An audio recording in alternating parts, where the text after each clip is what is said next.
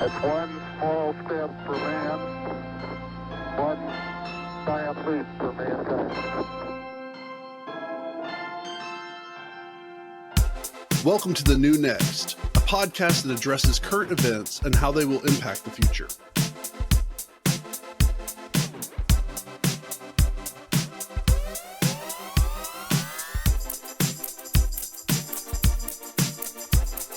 A great example recently is NFTs. That was what we talked about on this podcast, as there's really no utility for it. And everybody was getting in because it was ability to get rich. You know, in undergrad, I wrote a lot about the Dutch tulip mania. And it's interesting. So where this started, this conversation was about, dear AI overlords, don't fuck this up. And they have a picture of the OpenAI people on the cover, which Sam Altman is their CEO.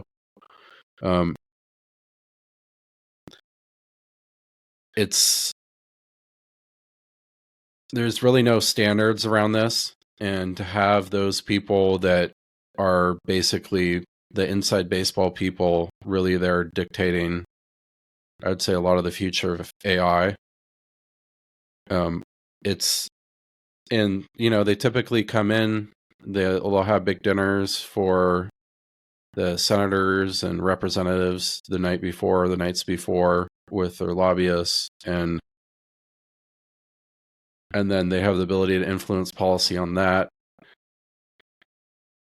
Basically the best tech never gets put forward, in my opinion.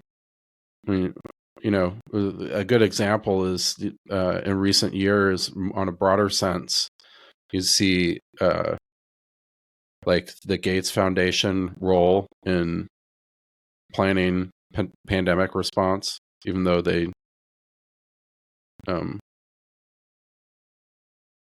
not doctors. So like there's concentration of money, I think, is a big issue, especially in the US.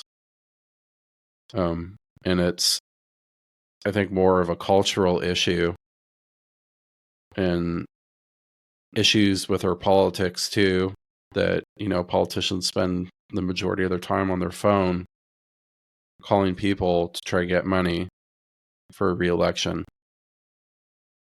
So I don't really know where this goes. Like I think AI should be regulated, but it depends how it's regulated. And AI has been the driver of the internet for, almost 10 years right now. It's just people haven't been outwardly honest about it or transparent. There's been a lot of bots that I've found interacting on either social media or on, websites like YouTube and stuff like that. And it's just really,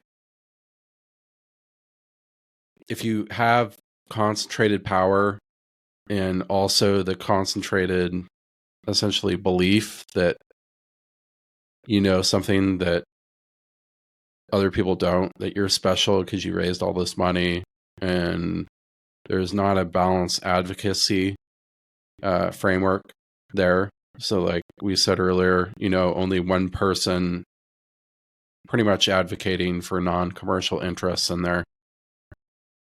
Not only does it skew the policy towards what certain people want, which is a bad thing or a good thing. It depends on the benevolence from them. But you don't really have that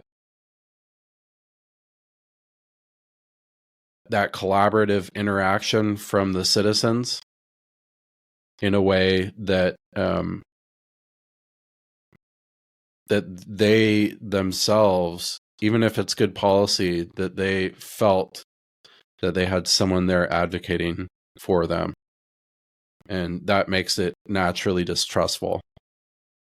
So the EU recently passed the European Commission I think it was written by this parliamentary member out of Romania, but it was a framework around getting, more everyday Joe and Jill's, involved and giving feedback to the European Commission about where they want to go with such a diverse group of people with nationalistic identities, whether that be Poland or if you're from France or the Netherlands, etc.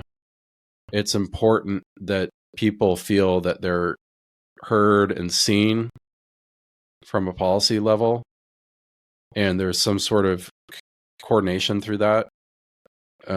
We really, in the US, have basically two options, and both of them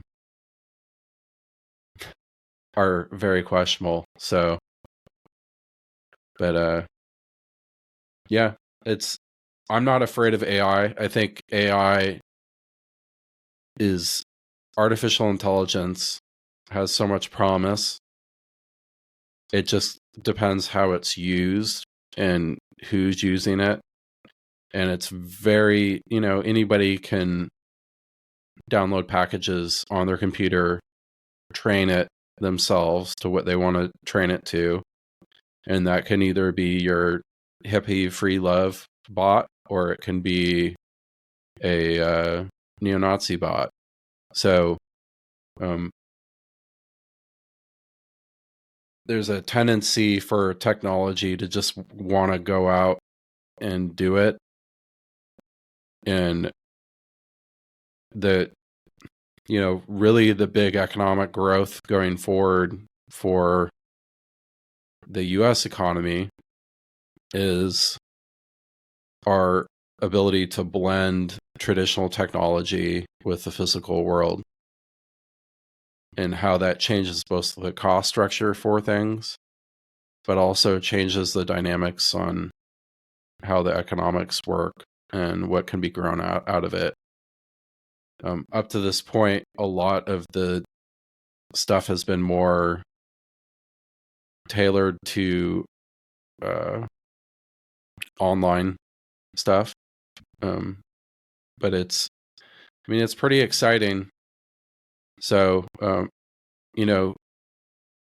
there's AI regulation, but there's also this whole freedom aspect too. And the only inevitable end for this is for people to give up, quote, in quotes, like, privacy, to have more of a standard acknowledgement that people can say what they want on the internet. So you're free to say, but, technology has to be more embedded in that to really make sure that there's a little level of safety to it, that people aren't using it to traffic children, and stuff like that. Or, people should be allowed to be wrong. But yeah,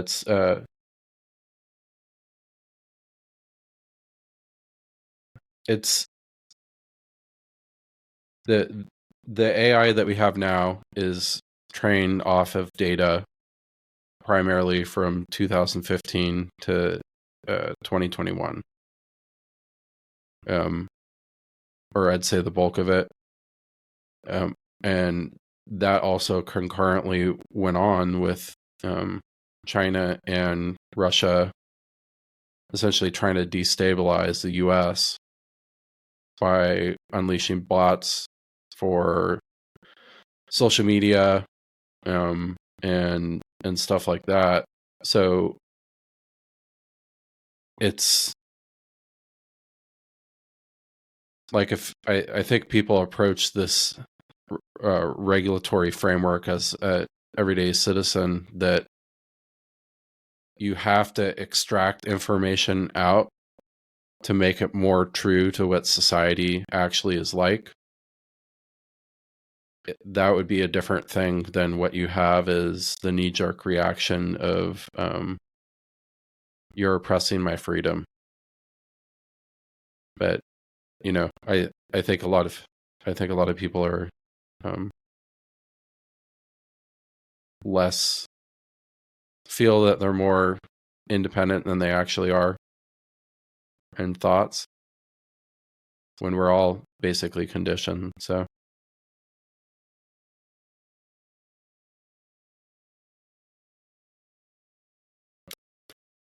any thoughts?